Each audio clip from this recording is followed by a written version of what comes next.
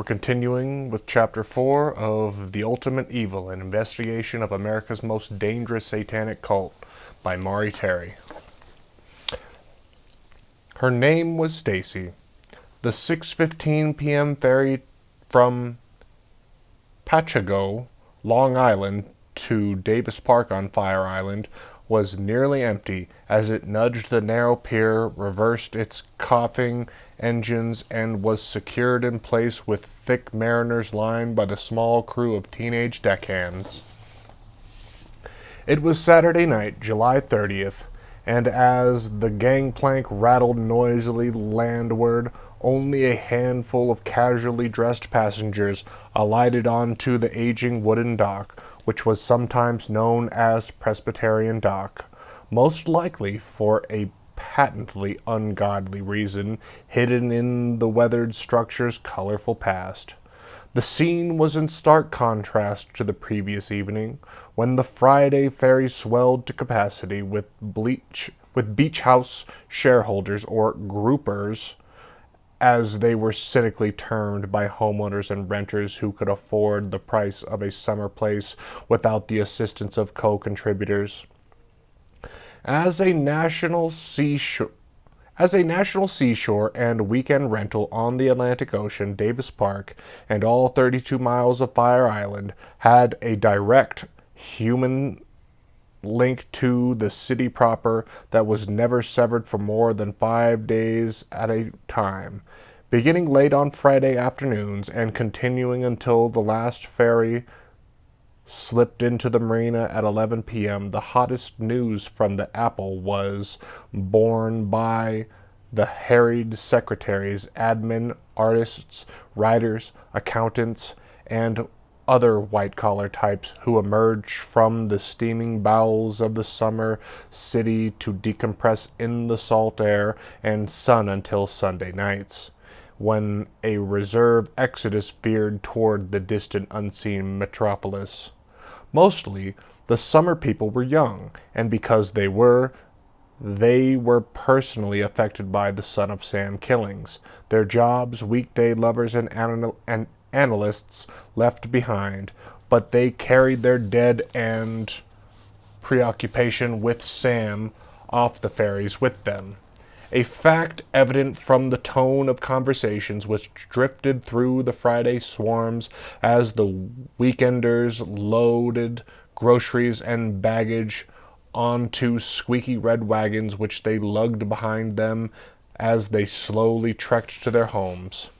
Cars weren't permitted on Fire Island, a restriction that would spawn more than one morbid joke that weekend.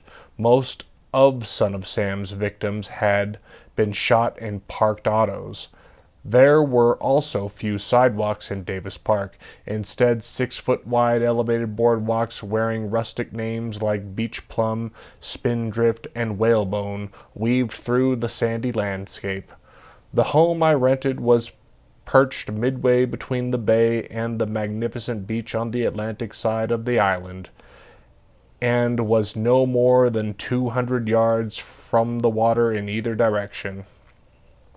Vacations on Fire Island were always good, affording total escape from the concrete, cars, and hustle that lurked on the mainland, as Long Island and the rest of the metropolitan area were collectively known.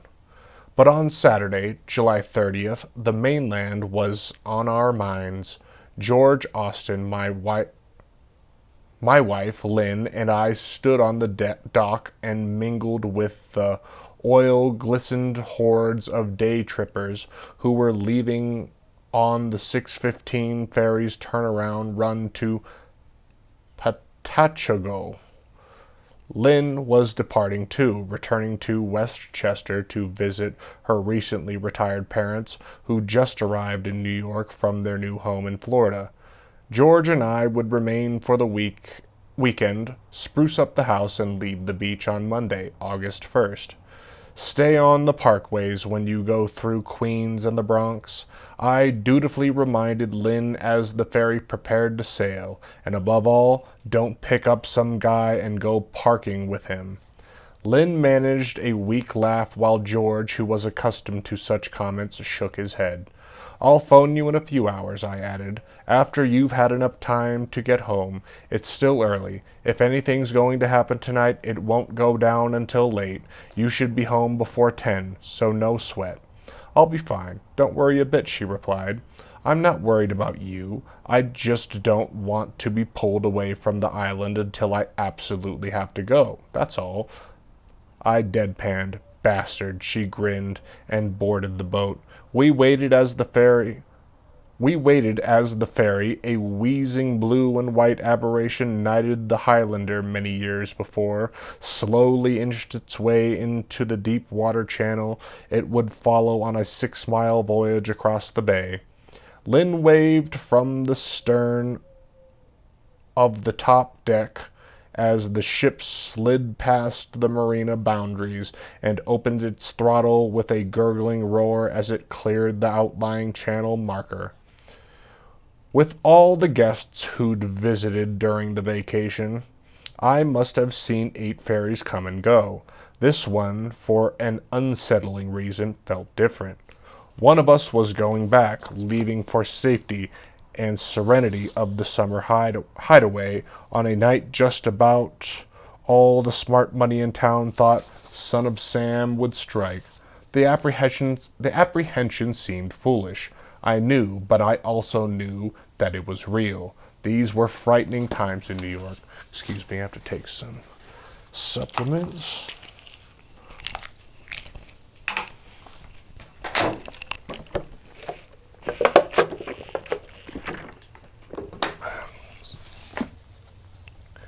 And if I also knew how close the case actually was to me, even on that night, I'd have departed the island myself and driven directly back to Westchester, but the knowledge was yet to come. It was still cocktail hour in Davis Park, and as we ambled down Center Walk, small clusters of brightly dressed people were gathered in on front decks, sipping gin and tonics, and nibbling on pepperoni, cheese, and crackers, and steamed on cherry-stone clams. Standard pre-dinner fare at the beach. Some 30% of the clams harvested in the United States were some 30% of the clams harvested in the United States were dug from the bottom of the shallow Great South Bay. So what might have been a $5 decision to ponder as a restaurant appetizer elsewhere was as common as potato chips to Fire Islanders. I wonder if anybody else managed to get crabs for dinner, George chided, mindful of the afternoon's futile crawl through the bay. No, smartass. They'll get their crabs later, after dancing the night away with the love of their lives. Speaking of rock and roll, when do you want to go out tonight? He asked. Around 11, I guess. Nothing much going on before then. We'll fritz around the house a while. Indeed, it was far too early for any serious socializing, so we busied ourselves with the supper dishes and TV. Later, I sat in a canvas director's chair and scanned the newspapers, which were filled with Son of Sam articles. I'd also brought a collection of earlier clippings with me, which I'd previously read 50 times, and spread them out on the ancient oak table and devoured them again. Like many others, I'd become addicted to the 44 case. Just what do you think you're going to find in all that? George inquired after an hour elapsed. You know all the stuff by heart as it is, and you've watched every news program that's been on for the last week. What's going to happen is going to happen, and we can't do a darn thing about it. Nobody can, like it or not. And what do we know from mass murder anyways? You don't write about it, and I sure as hell don't analyze it in the insurance business. Well, I don't know a hell of a lot, I agreed, but it doesn't look like the NYPD knows very much either.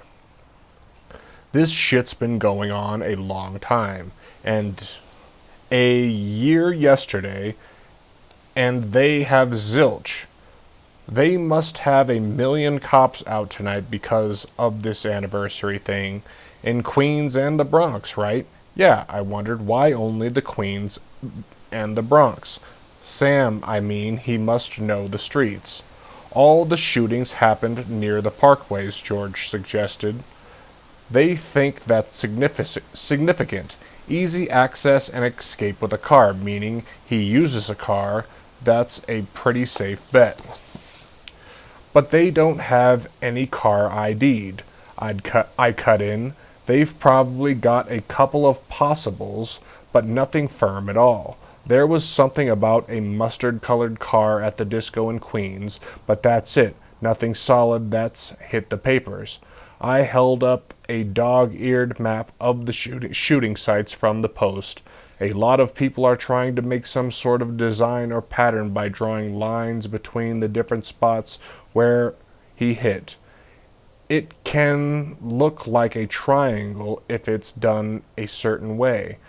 They think they might be able to predict where the next one's going to be by plotting out the pattern. Well, if that's so, where's he going to hit tonight? George challenged. Goddamned if I know. On Brooklyn, 40 miles to the west of the lazy idol of Davis Park, Robert Violante arrived 740 East 5th Street in the Flatbush section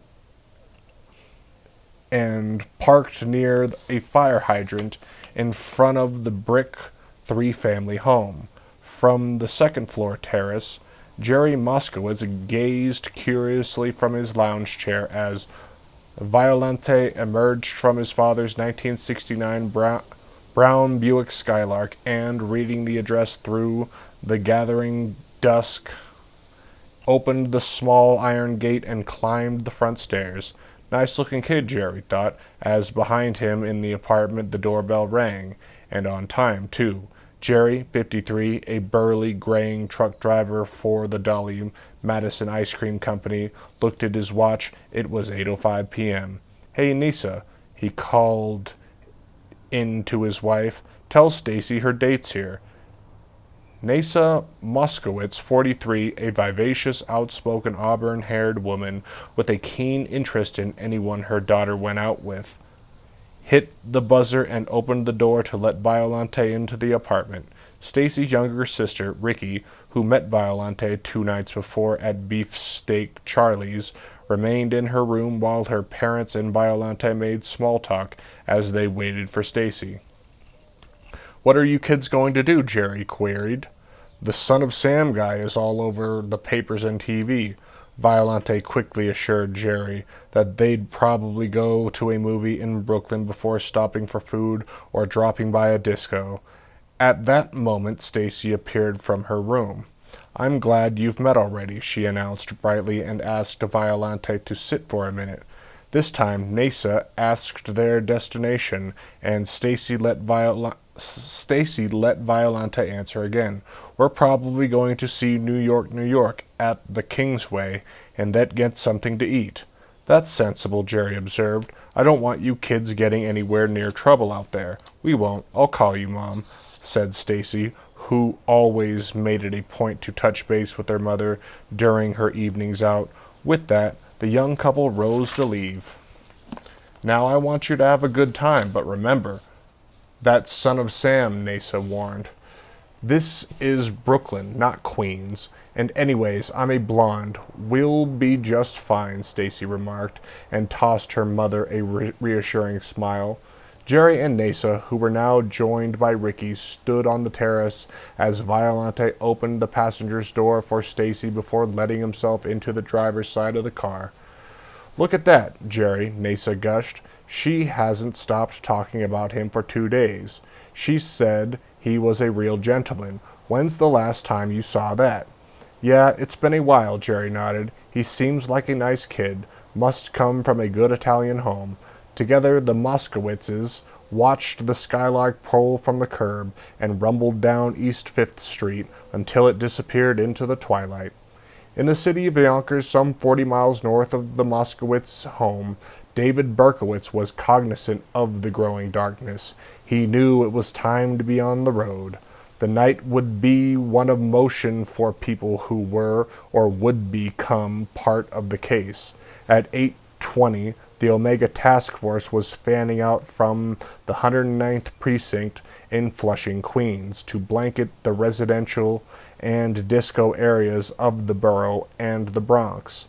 About 300 cops were on exclusive Son of Sam watch that night, and thousands of others on regular duties were also on top alert for the elusive night wind with the snarling Bulldog 44. Lynn Terry was nearing the Whitestone Bridge which connected Queens and the Bronx on her way back to Westchester. Stacy Moskowitz and Robert Violante were driving through South Brooklyn, deciding whether to view a movie in Manhattan or queue up the local Kingsway. On Fire Island, George, Austin, and I were discussing Son of Sam's escape routes, and David Berkowitz was edgy in Yonkers. The nondescript postal worker, as he'd soon been labeled, was 8 weeks past his 24th birthday. He stood about 5 feet 11 and weighed approximately 200 pounds. His eyes were steely blue, and his hair was short, dark, and curled in a perm. He had lived in the tidy top-floor apartment at 35 Pine Street for 15 months, since April 1976.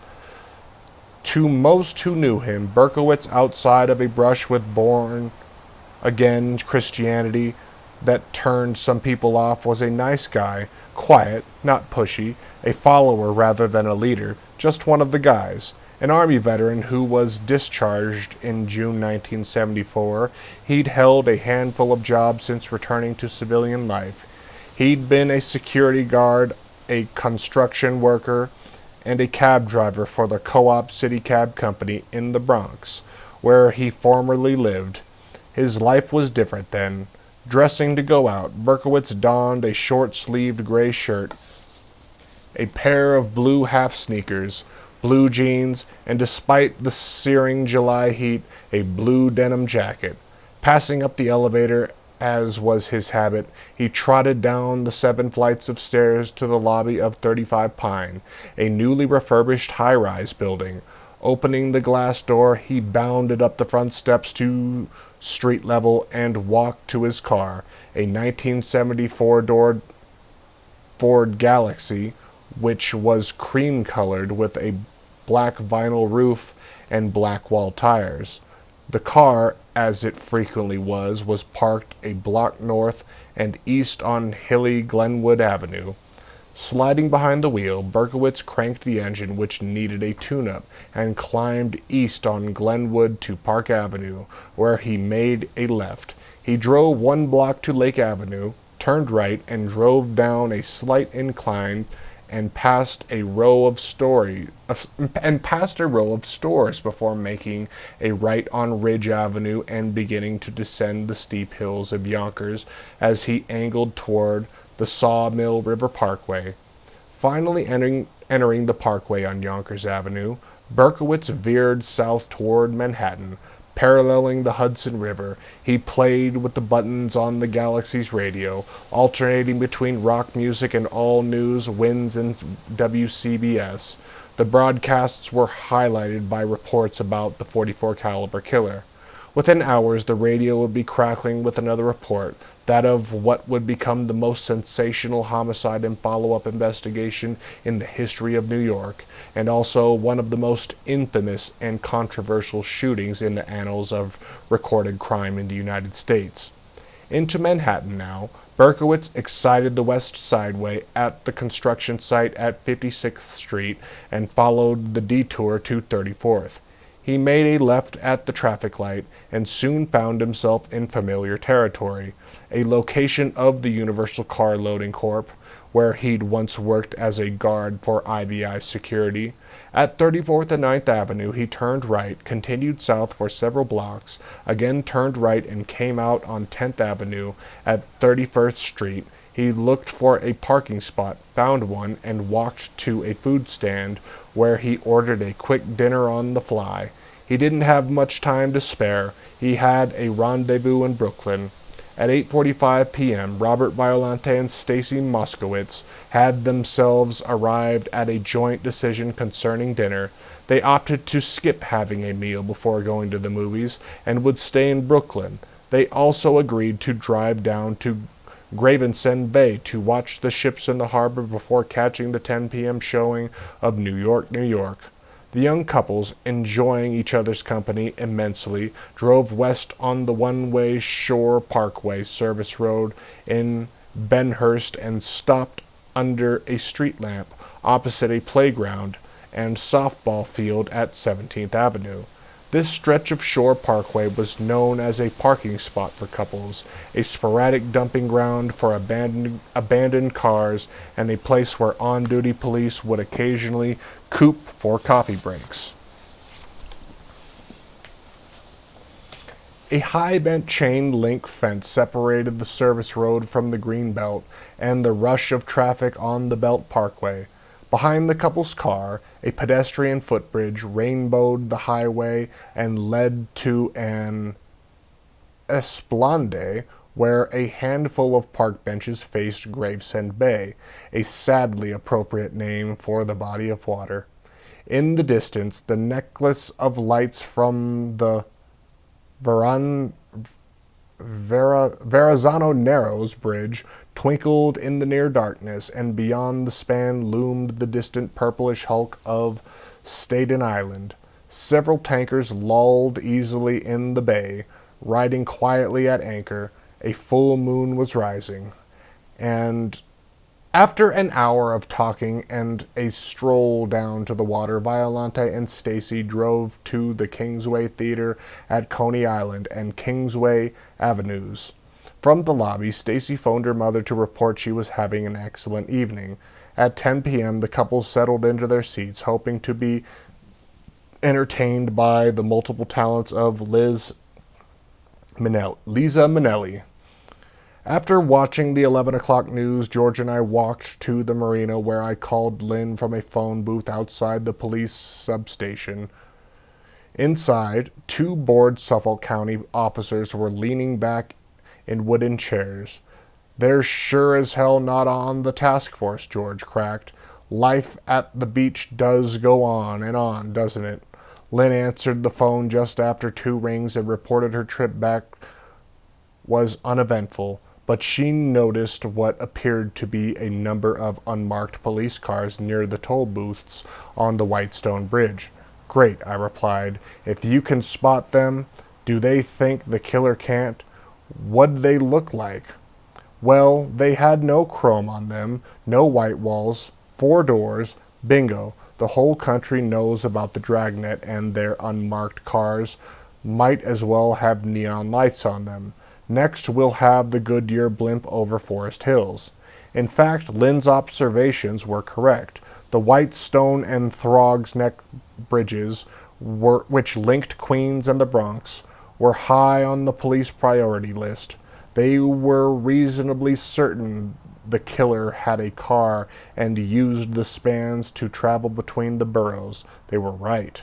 After the phone call, George and I headed for the only night spot in town, the casino, which was always an annoying wall-to-wall crush on Fridays and Saturdays.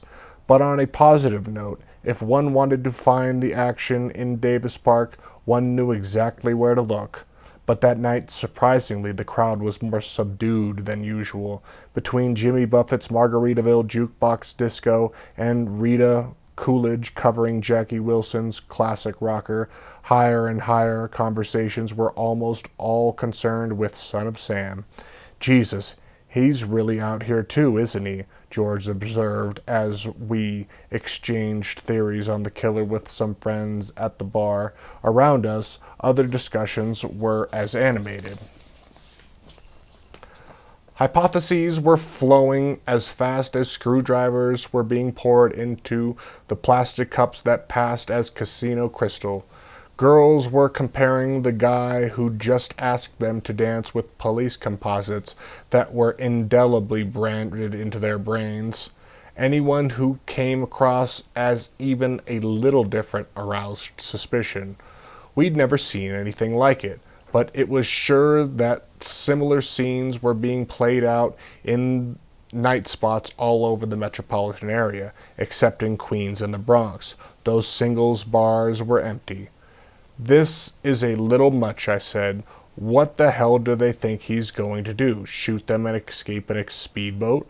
It's not that, explained Don Bergen, a tall, husky fuel oil dealer from Sayville, Long Island, who was renting a house with his family for the month of July. It's just that everyone who's come out from this city is now so used to being paranoid that it's become part of them. They can't even forget out here. How I spent my vacation jumping the shadows. I feel for them. Don's wife, Connie, remarked, "This is quite an unusual summer." That was an understatement. Later, about 1 a.m., a small group sat on the dune stairs near the Bergen home on East Walk. Edith Kelly, whose husband Carl was a New York City cop working that night in Manhattan, joined us along with her recently widowed friend Barbara Newman. For a time, no one spoke. The light slap of the waves on the shore below was the only intrusion. Thoughts turned inward. "Carl says the whole force is going crazy," Edith quietly said, breaking the silence. "Vacations are being canceled. Everyone's on overtime to cover for the manpower on the task force. The guys all hate it.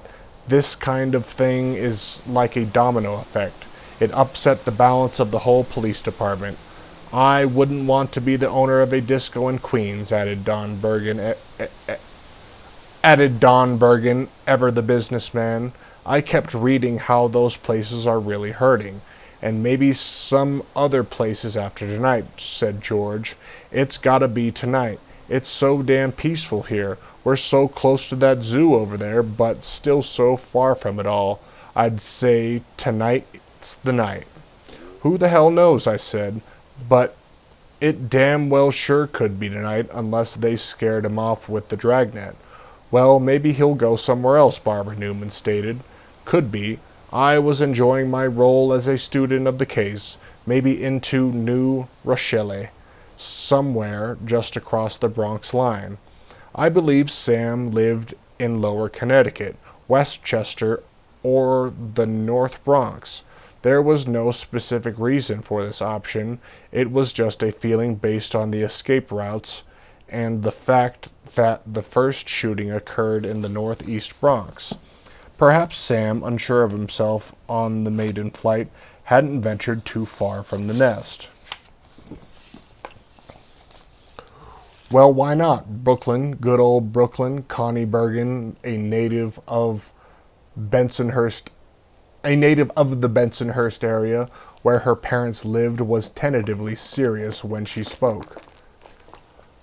"I haven't thought about Brooklyn since the Dodgers left, and I don't know anyone else who has either," Don said, laughing. "Yeah, but maybe he has," I countered. "Wherever it is, if it's tonight, they're going to learn a lot about this guy. By where he hits or doesn't hit, about his ego, his subconscious, his intelligence. If he tries to defy them and do it in Queens or the Bronx, that will show one thing, omnipotence. If he just cools it and stays home like last night, that's another thing. He doesn't subconsciously want to get caught. And if he goes to a new area to outsmart them and beat the dragnet, that's another indication of how smart and powerful he feels and that he doesn't want to get caught, subconsciously or otherwise. Thank you, Doctor. It was George. Screw it. Everybody on the damned East Coast has a theory on this freaking case. I might as well throw mine in too. Why do you think those pictures they released, the sketches, look so different from one another? Connie wanted to know. I have no idea, I replied, and I didn't. Well, we'll know soon enough on who, where, and when, I guess, said Don, ending the night's discussion of Son of Sam. On the Shore Parkway service road in Connie Bergen's old Bensonhurst neighborhood, at the same location where Stacy Moskowitz and Robert Violente had parked 4 hours before, a young Brooklyn resident named Robert Barnes was becoming annoyed with his wife Paula. The couple who were temporarily living with Barnes's parents, had themselves driven to the block for some private moments together. They'd walked into the 17th Avenue playground and down the cobblestone path that separated the softball field and handball courts from the swings and bouquet courts. Upon returning to their car at 12:45 a.m., Paula noticed she'd lost her bracelet. Robert and Paula were two of a considerable number of Brooklyn citizens who were about to enter the Son of Sam saga. The story that is now ready to unfold has not been told before. It would take me nearly 3 years to piece it together, and it was only accomplished after more than 30 interviews, months of in-depth analysis of the events and the scene, confidential correspondence with David Berkowitz, and the assistance of highly placed official law enforcement sources in Brooklyn. Much of what follows has been culled from the secret NYPD files that were never intended to reach the public. The public itself was told one story, a false story, by New York City authorities who, for their own reasonings, decided to whitewash the events of July 31st, 1977. The time of the shooting, as established by neighbors, calls to the NYPD's 911 emergency number, 911 emergency number, was 2:35 a.m., but the scenario actually began to unfold 90 minutes earlier. 1:10 a.m., Paula Barnes determined to find her lost bracelet, so dragging her reluctant husband with her, she re-entered the 17th Avenue Park and proceeded to search for it. They returned to their car, which was parked on the service road near Bay 16th Street shortly before 1 a.m. Paula and Robert, talking in their car, look down the service road and observe a yellow Volkswagen Beetle pull up to the park's entrance and watch as two people emerge from the car and walk into the park. The Barneses continue their conversation and leave the area about 1:15 a.m., but they wouldn't be the only people at the scene. Other couples were now beginning to arrive at the urban lovers lane. About 1:30 a.m., Dominic Spagnola parked on the south side of the Shore Parkway service road near where the Barneses had stopped, sees what he believes to be a 1972 yellow Volkswagen Beetle parked by the entrance to the playground. It has a black stripe above its running board and what Spagnola thinks are New York license plates. Robert Martin, another Brooklyn resident, is at this time driving west on the adjacent Belt Parkway. While passing the pedestrian footbridge opposite the park's entrance, he sees a man standing on the parkway's green belt near the overpass. The man appears to be trying to cross the parkway to the Esplanade near Gravesend Bay on the other side. He is wearing sunglasses, dungarees, and a white shirt which is out of his trousers. He is carrying a brown paper bag, an item previously used by Son of Sam to conceal the .44 Bulldog. Mr. and Mrs. Frank Raymond, walking their dog on the service road near the overpass, notice a similar man by a hole in the fence which separates the Parkway Greenbelt from the service road. Seeing the Raymonds looking at him, the man quickly ducks behind some shrubbery. Mr. and Mrs. Frank Vignotti, a young couple, are parked a short distance east of the park's entrance. Near the fence and overpass, while talking, they watch a man coming from their left walk off the Parkway overpass returning from Gravesend Bay Esplanade. He walks in front of the Vignottis and crosses the service road to the yellow VW. He approaches the driver's door and stops as if to open it, but he now notices the Vignottis and decides to enter the playground instead. He is white, stocky and short, about 5'7", with dark, short-cropped hair. He's wearing dungaree pants and a light-colored shirt which is tucked into his trousers. This shirt's long sleeves are rolled up. His arms are well defined and muscular. He has a golden tan. About 1:45 a.m.,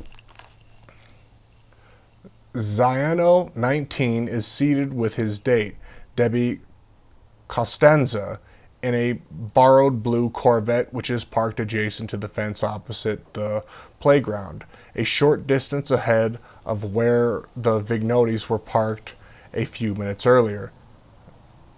Z-A-I-N-O,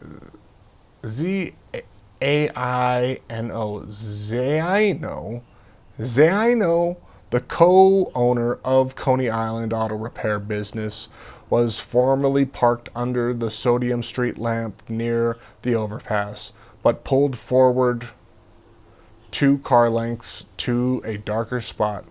It is his first date with the 17-year-old Debbie, and unlike some of the other couples in Lover's Lane, Ziano and Debbie are simply talking. At about 1:45, Ziano hears the distinctive sound of a Volkswagen engine and notices a yellow roof roll by as the VW moves past him on the one-way service road.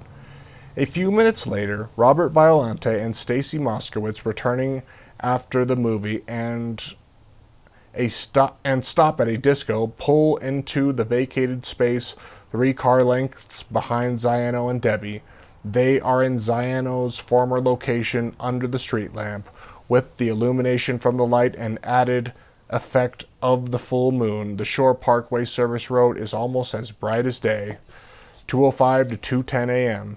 NYPD officer Michael Cataneo, on motor patrol with his partner Jeffrey Logan, turns off the service road 2 blocks east of the Violante Auto and begins to drive into Bay 17th Street, a quiet one-way avenue red brick garden apartment building. The police travel north about half a block and notice a cream-colored Ford Galaxy with a black vinyl roof parked slightly behind a fire hydrant in front of number 290 on the west side of the street. It is Berkowitz's car. He had arrived at his rendezvous in Brooklyn nearly an hour before. Berkowitz, in a courtyard between the apartment buildings, watches as Cataneo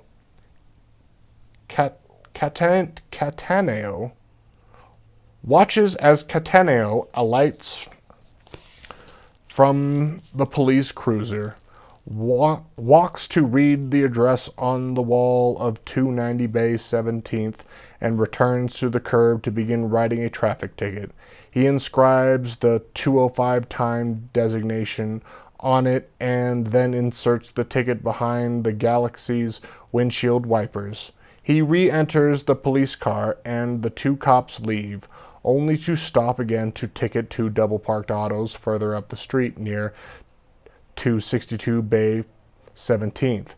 Berkowitz, seeing the police about to ticket his car, reacts swiftly in one of the most startling, significant, and ironic moments in the entire Son of Sam story. He decides to stop the planned shootings from occurring.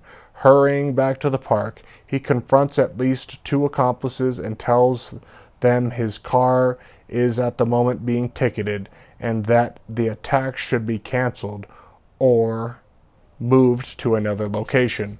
Berkowitz explains that the traceable ticket will make him vulnerable to arrest. An animated discussion ensues, which Berkowitz loses. The alleged reason why he is overruled will be explained later, and it is a shocking reason, purportedly involving special plans in effect this night. Berkowitz, chagrined, is told to return to Bay 17th Street and to make sure that the police clear the area. He leaves the park at about 2:10 a.m., 2:10 to 2:20 a.m. A young neighborhood girl, Michelle Michaels, is riding her bike on 17th Avenue near Bath Avenue, 2 blocks west of Berkowitz's car and 3 blocks north of where Violante and Stacy are parked. Looking behind her, Michelle notices she is being followed closely by a man in a small yellow car, model unknown. After keeping pace with Michelle for 2 blocks, heading in the direction of the park, the man pulls alongside and stares at her. Pedaling faster, she reaches her home and runs inside, but the man remains in the front of her house for a few moments before continuing south toward the park area. Despite the hour, he is wearing sunglasses, like the man who was standing by the parkway overpass a half hour earlier, and has brownish, short hair, high cheekbones, and a pointed chin. Miss Casilia Miss Casilia Davis, 49, a widow and native of Austria, is returning from a night out with a friend, Howard Bohan. She is riding in the passenger seat as his car turns off the Shore Parkway service road onto Bay 17th Street and slows while they look for a parking space. They initially think they can squeeze into the spot in front of Berkowitz's Galaxy, but seeing the ticket already on his windshield and noting the proximity of the hydrant, they continue about 75 yards up the block and triple park near Miss Davis's building, number 262, blocking the one-way road. Their car is now between Berkowitz's Ford and the police car, which is still on the street near 262 Bay 17th. While talking with Howard, Mrs. Davis, aware of their car is blocking the avenue, keeps an eye on the road behind them. She suddenly sees a young man emerge from the courtyard, lean across Ford's windshield, and like any motorist preparing to drive off, angrily remove the ticket. He is wearing a denim jacket and pants. The man opens the driver's door, which is against the curb, and puts the ticket inside the car.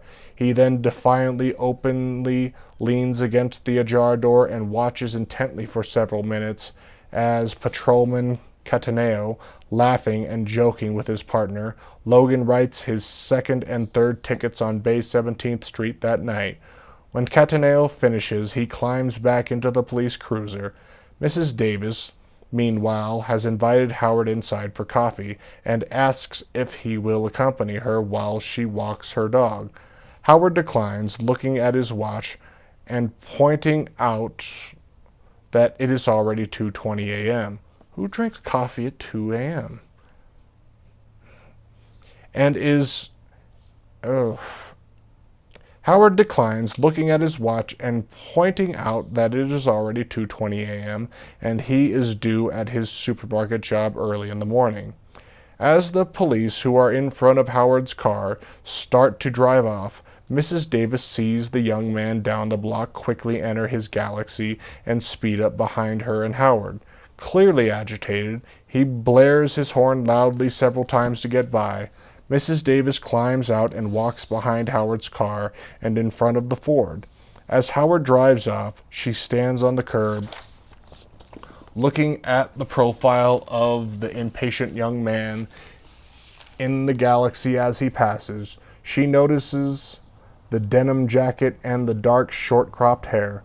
The Galaxy follows both Howard and the police across the Cropsey Avenue intersection where it passed Howard, who observes it going by. Still on the trail of the police car, the Ford continues to the next intersection, Bay 17th and Bath Avenue, where both vehicles turn right. They are heading many blocks north and east of the Violante Auto and the park. It is approximately 2:21 a.m., just 14 minutes before the shooting will occur, and David Berkowitz is leaving the scene on the heels of the police. Mrs. Davis, who has watched the disappearing cars, then enter her first-floor apartment, 2:20 to 2:33 a.m. At about the exact time the Galaxy is leaving the area, but 2 blocks away, Robert Violante and Stacy Moskowitz stroll into the park through the Shore Parkway entrance. Stacy and Robert, after arriving at the Lover's Lane at about 1:45, talked in their car for about 20 minutes before walking across the footbridge to Gravesend Bay. Returning and now into the park, they walk a path that separates the ball field and handball courts on the east from the swings and bocce courts on the west.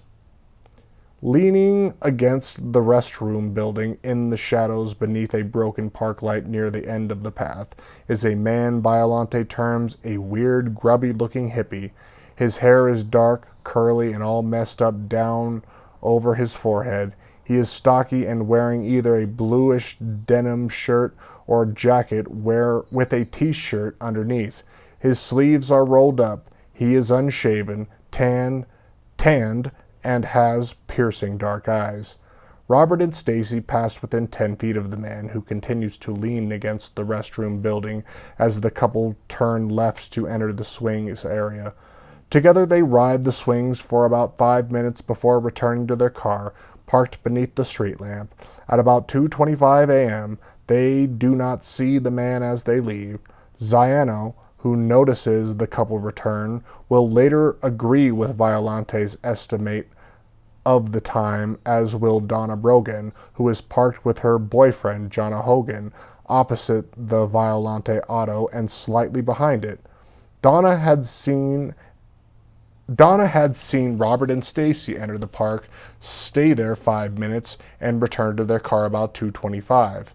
Donna and John, in a red Volkswagen, will depart at about 2:30 and drive to a store for sandwiches. When they return at 2:40, the shooting will already have occurred. Meanwhile, at about 2:22, Mrs. Davis had leashed her white Spitz, Snowball, and prepared to take him for a walk. But because neighbors' guests were leaving, and the dog sometimes barks at strangers, she delayed her departure. She heard them outside complaining about the parking tickets they'd received minutes before. When the guests have driven off, Mrs. Davis began her walk. It is approximately 2:23 a.m. She leads Snowball down the west side of Bay 17th Street and specifically notices the vacated space at the hydrant where the ticketed Galaxy was parked. At the corner of Shore Parkway, she turns west or right and walks through a hole in the fence near the overpass. She then unleashes the dog and lets him scamper on the green belt for a minute. Looking at the service road, she sees 3 occupied cars: Violante's, whose owner had just returned from the park, Ziano's, and a third auto, a Volkswagen bus, a van. Donna Brogan has already left. The time is approximately 2:30. At about 2:23 a.m., after they have walked back to the front of her apartment, a timed recreation would later show the entire trip took a minimum of 10 minutes. The dog hesitates. Mrs. Davis, giving in to her pet, turns and retraces her steps towards Shore Parkway. But about 125 feet from her apartment, she sees a young man leaping the curb to the sidewalk on her side of the block. He appears to be coming from the other side of the street, the side away from the park. The man, whom Mrs. Davis later positively identifies as David Berkowitz, whose auto was also positively identified by the parking ticket, is just returning to the neighborhood after following the police car. He has been away from the area for a crucial 13 minutes. Moreover, he's been away from the park for 20 minutes. But now, Mrs. Davis understandably doesn't connect him with the Galaxy driver, who'd left the area, but she notes he appears similar to him. As he walks by, less than 5 feet separates them. He is wearing a dark blue denim jacket with the sleeves rolled down. He has on a shiny gray-colored Quiana shirt, which is tucked into his denim trousers. His stomach is large, and he is wearing what seem to be blue deck shoes, half sneakers. His hair is short, dark, curly, and neatly combed. He looks so tidy, Mrs. Davis initially thinks he is out on a date. Berkowitz's right arm is held stiffly at his side, and as he turns to enter a courtyard between the buildings, Mrs. Davis sees something metallic, partially hidden up his right jacket sleeve. She thinks it is a portable radio. Berkowitz glares at her. Knowing he is not a neighborhood resident, she becomes a little frightened. She hurries the 40 yards to her first floor apartment, more than a 2 block away from the Violante Auto, where she immediately unleashes her dog. She then opens a newspaper and at that moment hears a loud boom and the car horn blaring in the distance. At 2:35 a.m., while Mrs. Davis is still entering her apartment, Tommy Ziano, who is parked 2 car lengths ahead of Violante's auto on Shore Parkway, sees a man standing by a bench near the park's entrance, which is across the street and slightly behind him. With excellent lighting conditions, Ziano got a very good look at the man, who is stationary, gazing at Violante's car. He is 25 or 30 years of age, a short about 5'7", tall, stocky, with long, straight, messy blondish hair, which is covering his forehead and parts of his ears. It looked like a wig. Ziano will later say the man is wearing a grayish uniform-type shirt with long sleeves. The sleeves are rolled up to his elbows. The shirt is out of his denim trousers. He is unshaven. Ziano, who'd been looking out the Corvette's passenger window, now shifts his gaze to the rearview mirror as the man peers up and down the street, crosses the pavement, and approaches the Violante Auto. Stacy and Robert are necking, obvious to the nearing menace. The blondish-haired man stops about 2 feet from the car, pulls a gun from beneath his shirt, crouches, and fires 4 times through the open passenger window. Ziano, watching the entire incident, is frozen in the place as he sees the gunman's hands go up and down between the shots. The attacker stops firing, turns abruptly, runs like hell into the darkened park, and disappears. Ziano thinks he's never seen anyone run that fast. At about 100 yards away, on the opposite side of the park, at the 17th Avenue exit, a beautician who is seated in the car with her boyfriend sees a white male with dark eyebrows, possibly wearing a denim jacket and wearing a light-colored cheap nylon wig, exit the park at a fast pace, enter a small light-colored auto, and speed away. "He looks like he just robbed a bank," she exclaims to her boyfriend, and reaches for a pencil. Concentrating on the license plate, she writes down as much as she can discern. It is, she thinks, space 4 space GUR or space 4 space GVR. She isn't able to read the first 2 numbers. At the same time, Mrs. Robert Bell at 17th Avenue, a 17th Avenue resident, sees a car whose make she can't identify in the shadows pull away from the park 20 seconds later after the shots were fired. Likewise, a visiting nurse tending to a patient on 17th Avenue also hears the shots and looks out to see a yellow Volkswagen speeding north on 17th Avenue away from the park. She too records a partial plate number 463, but is unable to read the letters that follow. At the corner of 17th Avenue and the first intersection, Cropsey Avenue, the yellow VW with its lights out and the driver's left arm hanging out the window as he struggles to hold the hastily closed door shut, speeds through the red light and nearly collides with a car being driven east on Cropsey by another witness, Alan Masters. Both autos come to a screeching halt in the center of the intersection. The VW driver leans out his car window and screams, "Motherfucker!" at the astonished Masters, then straightens out the car and roars west on Cropsey. Infuriated, Masters swings a sharp U-turn and takes off in pursuit. The VW driver, not realize he is being chased, now turns on his headlights, but he quickly extinguishes them when he spots Masters bearing down on him.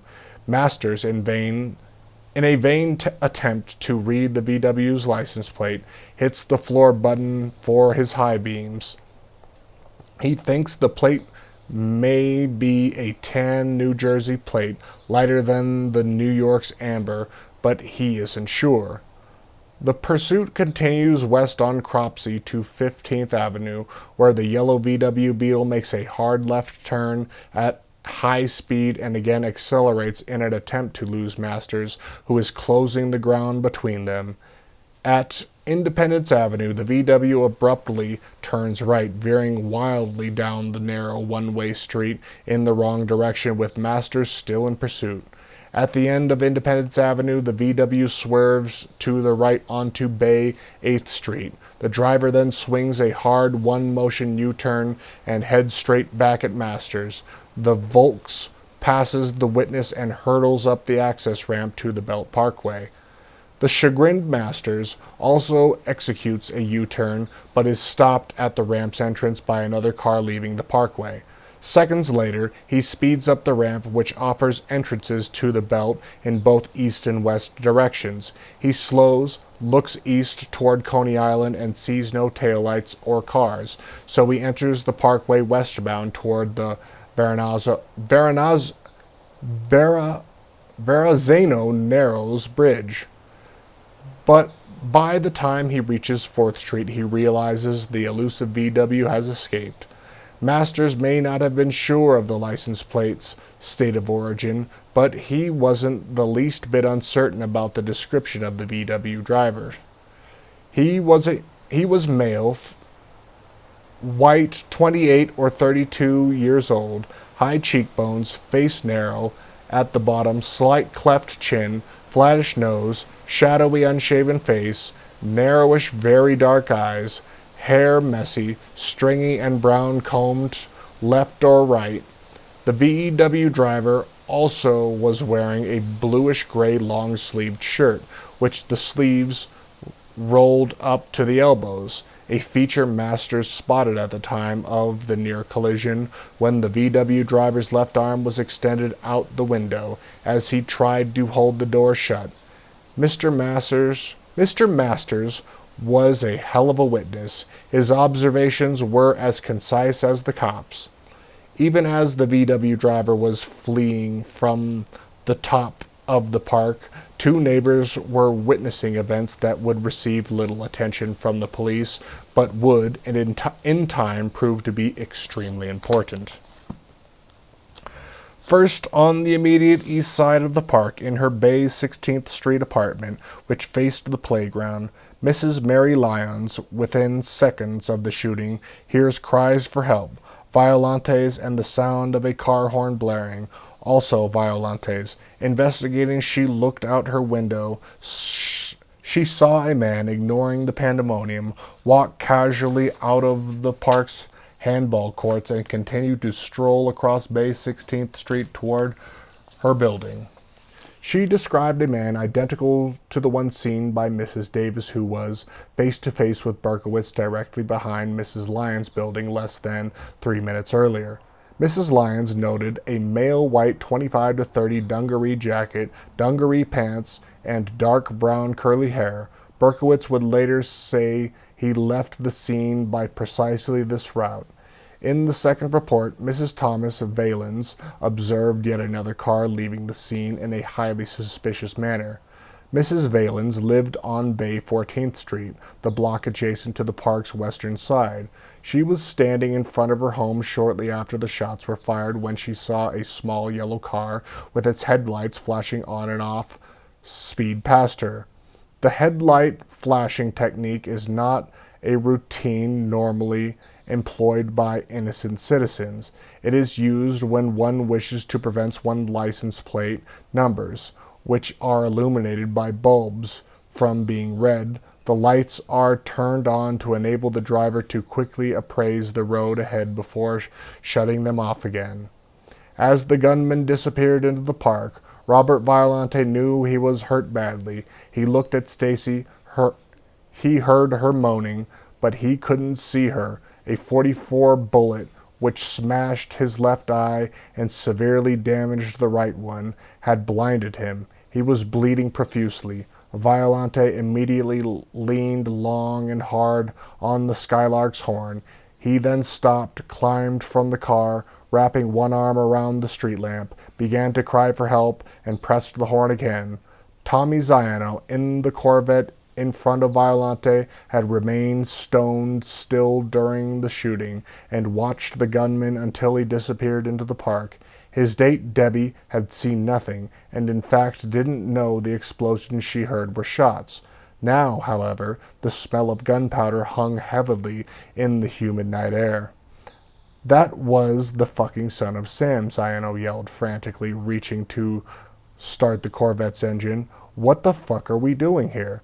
Debbie started to speak, but Ziano admonished her to shut up and peeled away from the scene. He turned right on Bay 14th Street and began to reason things through. By the time he reached the corner of Cropsey Avenue, he just missed the fleeing VW and the pursuing Alan Masters, and apparently also missed the yellow car. Mrs. Valen saw speeding on 14th with flashing headlights.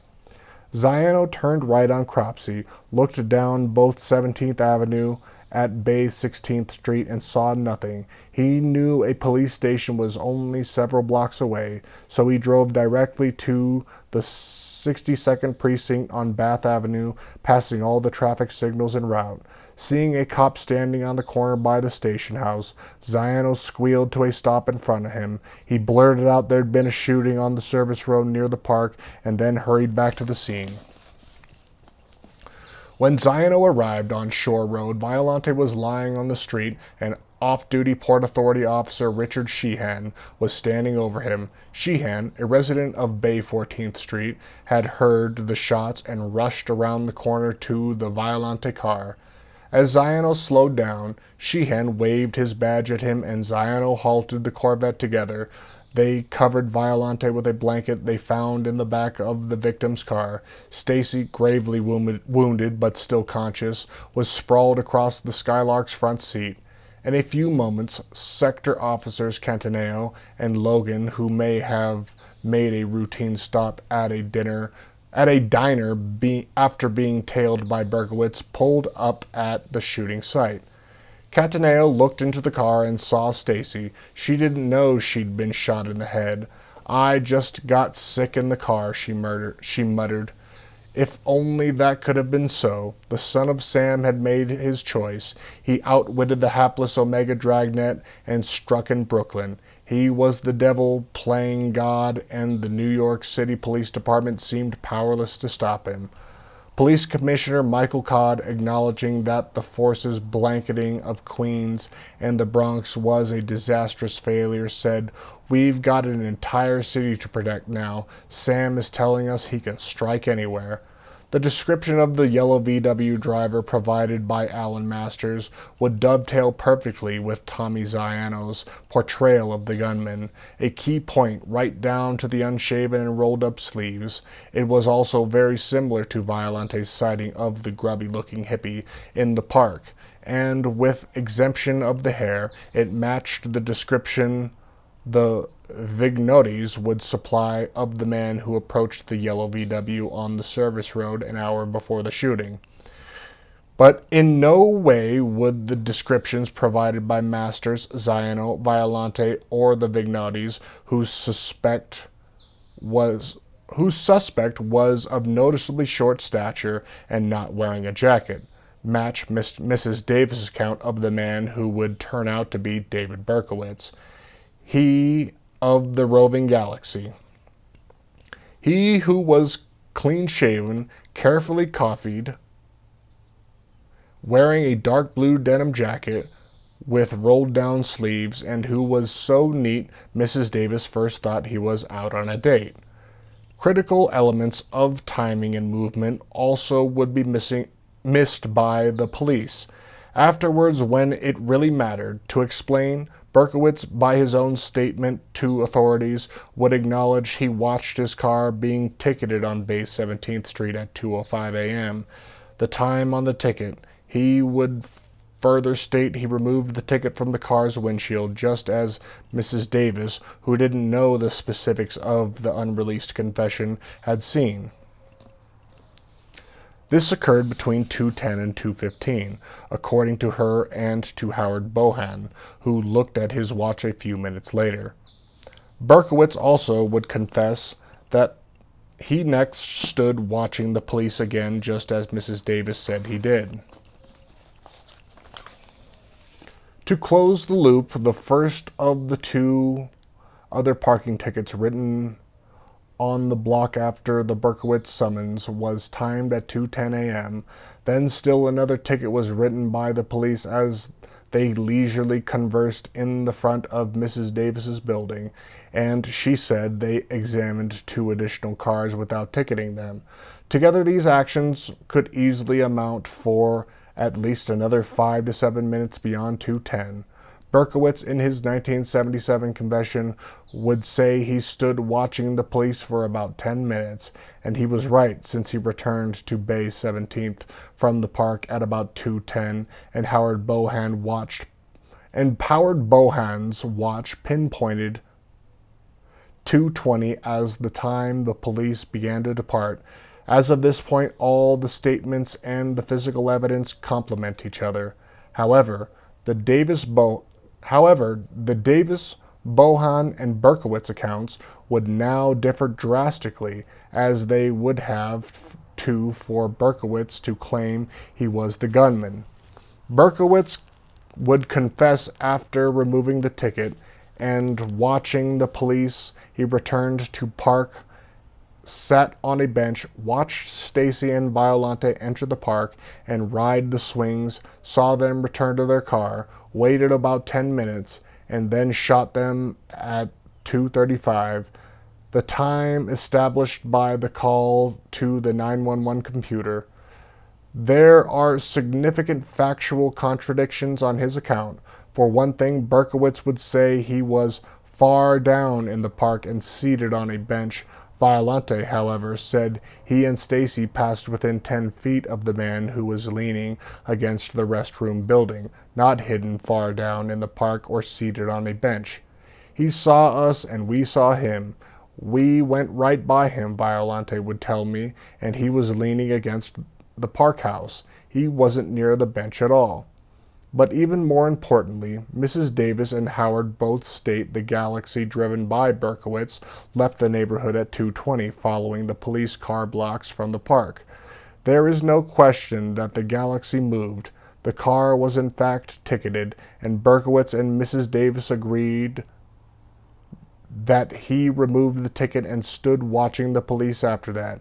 She and Howard then saw the car as it approached and blared its horn behind them, and they saw it again when it passed Mrs. Davis as she stood on the curb and then went by Howard at the corner of Bay 17th and Cropsey Avenue.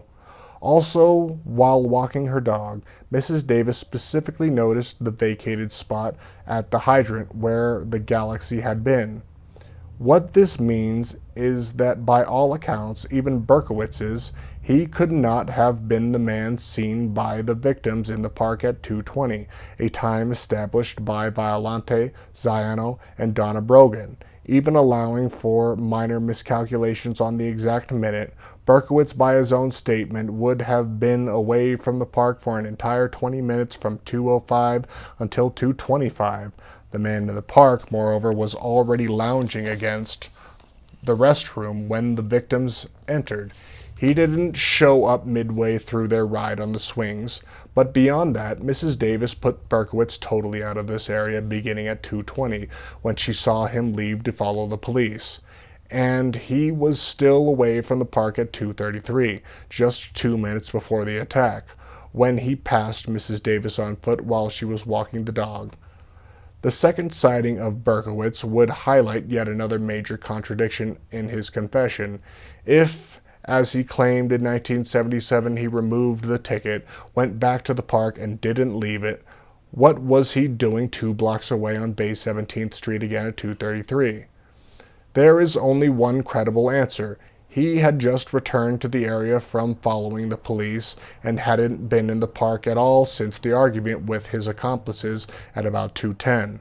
But Berkowitz, as noted, would claim he was the man in the park, the man seen by the victims, the man police believed was the killer. Why did Berkowitz do so? Because he had to become that man in order to confess to sole responsibility of the crimes. By making himself that person, he accounted for that individual's presence in the scene. The intricate details provided in this explanation of July 31st, 1977 is necessary. The facts, some subtle, involve mass murder, and it is vital to document and explain them as explicitly as possible. And there is one more relevant fact concerning the murder and who actually committed it. When Mrs. Davis recreated her walk with the dog for me on 2 occasions, a stopwatch showed she could not have passed Berkowitz on foot before 2:33. At the earliest, this conclusion was determined by her actions and the distance she walked after Howard left at 2:20, a time all the principals agreed on. Then further timing of her movements demonstrated that only 1 minute and 10 seconds elapsed from the moment she saw Berkowitz disappear into the courtyard and the instant the shots rang out, which she heard as a long boom. In several timed reenactments, while walking at a brisk pace over the route Berkowitz would have had to travel if he was the gunman, my stopwatch showed he still would have been more than a minute and 20 seconds away from Violante's car at the time Mrs. Davis heard the shots. Simply put, he couldn't even have arrived there in time, let alone discard his jacket, pull his shirt from his pants, roll up his sleeves, change his hairstyle, and stand stationary at the park's entrance for about 10 seconds, as Zionos saw the killer do, before approaching the victim's car and firing. The Brooklyn scenario had a beginning. The 205 ticket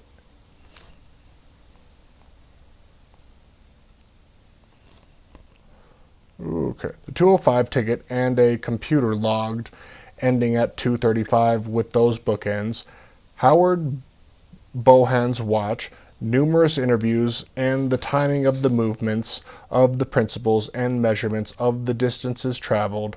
This final recreation of the last 2 minutes was accurate. This, too, was a step the police never took. But with the actual story of July 31st, 1977 described here for the first time, it now becomes possible to compare these confidential reports, facts, and other information with the subsequent police investigation, an investigation which would, in 11 days' time, end with the arrest of Galaxy driver David Berkowitz as the lone Son of Sam killer, the man whose sources close to him say tried to stop the killing of Stacy Moskowitz would be arrested as her murderer. The yellow VW, the eyewitness descriptions, the timing and movement contradictions, and Mrs. Davis's account of the Galaxy's travels, Howard Bohan was never interviewed by the police, would be ignored or forgotten, as would the conflicting composite sketches, additional evidence gathered at other 44 scenes, and evidence virtually begging to be uncovered in Berkowitz's own life and activities. What was Berkowitz's role that night in Brooklyn? Who owned the yellow VW, and who pulled the trigger? The second and third questions will be addressed later. But as for Berkowitz himself, all available information demonstrates that he functioned as a lookout responsible for the East Sector, near Bay 17th Street. It is apparent that when the police arrived, he went back to the park to argue his case for postponing the shooting. Failing, he returned to Bay 17th and followed Cataneo and Logan to make sure they left the area. Returning after following the police, Berkowitz parked in an alleyway between 18th Avenue and Bay 17th, passed Mrs. Davis on foot, reached the outer fringes of the playground, and signaled an all clear to the gunman, who in fact was the man in the park, just as the police believed. The killer then approached the Violante car and fired. As the murderer fled and the VW chase began, Berkowitz, as seen by Mrs. Mary Lyons from her apartment window, calmly walked away from his vantage point in the corner of the park. None of this information would come to me for several years. That's it for Chapter 4.